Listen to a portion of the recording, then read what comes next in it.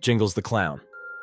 The town of Riders Creek had always been known for its quiet charm, a sleepy, unassuming place where life moved slowly. Every year, the annual county fair was the highlight of the calendar, a week of funnel cakes, Ferris wheels, and laughter. But this year, something was different. A traveling troupe called the Merry Misfits had come to town, promising thrills and delights never before seen. Their arrival was a spectacle. Painted wagons creaked down Main Street, drawn by skeletal horses with milky, dead eyes. The performers paraded in vivid costumes, tossing candy to the children who ran alongside them. But it was Jingles the Clown who stole the show. He stood atop the lead wagon, towering in red and white stripes. His makeup was unsettling, a smile painted so wide it seemed to split his face in two, crimson paint bleeding into his cheeks like open wounds. His black ringed eyes seemed to follow you no matter where you stood. By the time the circus tents were raised on the outskirts of town, everyone was buzzing with anticipation. But beneath the excitement was a current of unease.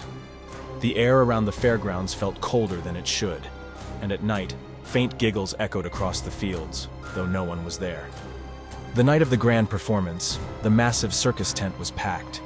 The air inside was thick with the smell of buttered popcorn, sawdust, and something faintly metallic, a scent that made people wrinkle their noses but dismiss it as part of the show. Jingles was the star. He juggled flaming torches, his movements unnaturally fluid, as though his bones bent in ways they shouldn't. He plucked coins from behind children's ears and twisted balloons into shapes so intricate they seemed alive. The crowd roared with laughter and applause, but beneath the cheer, a subtle discomfort lingered. For his finale, Jingles invited a child onto the stage, a boy named Caleb, no older than 7, with sandy hair and wide blue eyes. Caleb beamed as Jingles handed him a balloon in the shape of a dog. "Hold tight now, little buddy," Jingles purred, his voice syrupy and sweet. The lights dimmed, casting the stage in shadows. A hush fell over the audience. Then, a single spotlight illuminated Caleb, alone on the stage. The balloon animal floated upward, as though it had a mind of its own. Caleb laughed nervously, clutching its string tighter. Suddenly the balloon popped. The sound was deafening, like a gunshot, and when the lights returned, Caleb was gone. In his place was the deflated remains of the balloon, streaked with something dark. The crowd gasped. A woman spoke. "That's my son!" She scrambled toward the stage, but Jingles stepped in her path. Now, he said, his grin impossibly wide. "It's all part of the show." But his voice was wrong, deeper now, with an undercurrent of something malevolent. The woman froze, staring at him. The crimson paint around his mouth seemed to glisten, as if wet, and his black eyes shimmered like oil. The ringmaster hurried forward, clapping his hands. "A fine trick, folks. Caleb will be back soon, safe and sound." But the audience wasn't convinced. They began to file out, murmuring nervously. That night, Caleb didn't return home. Sheriff Boone was a hard man, not easily spooked. But as he approached the circus grounds that night, the hair on his neck stood on end. The tents loomed in the moonlight, their shadows stretching like grasping fingers. He found Jingles' wagon at the edge of the fairgrounds, its door slightly ajar. A faint, high-pitched giggle drifted from within. Boone drew his revolver and pushed the door open. Inside, the wagon was a macabre museum. Shelves lined the walls, crammed with strange, disturbing trinkets. Locks of hair tied with ribbons, broken toys, and rows of tiny, empty shoes. At the center of the room stood Jingles, his back to the sheriff. He held something in his hands, his shoulders moving with an unnatural jerking rhythm. "Jingles, turn around. Where's Caleb?" The clown turned slowly, his crimson smile stretching wider than seemed possible. His makeup wasn't paint. It was his skin, raw and pulsing.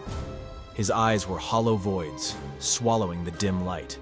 In his hands, he clutched a small, torn shirt. "He's with me now," Jingles hissed, his voice layered with dozens of whispers. Before Boone could react, Jingles lunged. His body moved like liquid, flowing over the sheriff. Boone fired, the shot deafening in the small space, but the clown didn't falter.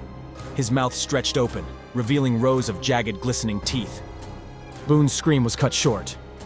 By dawn, the circus was gone. The fairgrounds were empty except for a patch of scorched earth where Jingles' wagon had stood. Sheriff Boone was never seen again, and Caleb's disappearance was added to the growing list of Riders Creek's mysteries. The townsfolk tried to move on, but something lingered. Children began to fall ill, their laughter turning to choking coughs. At night, Strange shadows danced across the walls of empty rooms, accompanied by faint, mocking giggles. One evening, a group of locals decided to investigate the site where the circus had been. They found a trapdoor hidden beneath the scorched earth. Inside was a narrow tunnel, its walls carved with symbols that seemed to writhe when stared at too long. At the tunnel's end, they discovered an altar. At its center was a grotesque idol, a clown's face, its painted grin frozen in a scream. Around it lay piles of bones, tiny and brittle. As they backed away, horrified, a familiar laugh echoed through the tunnel. The lanterns flickered, then went out. When the townsfolk returned the next day, the tunnel was gone, buried beneath solid ground.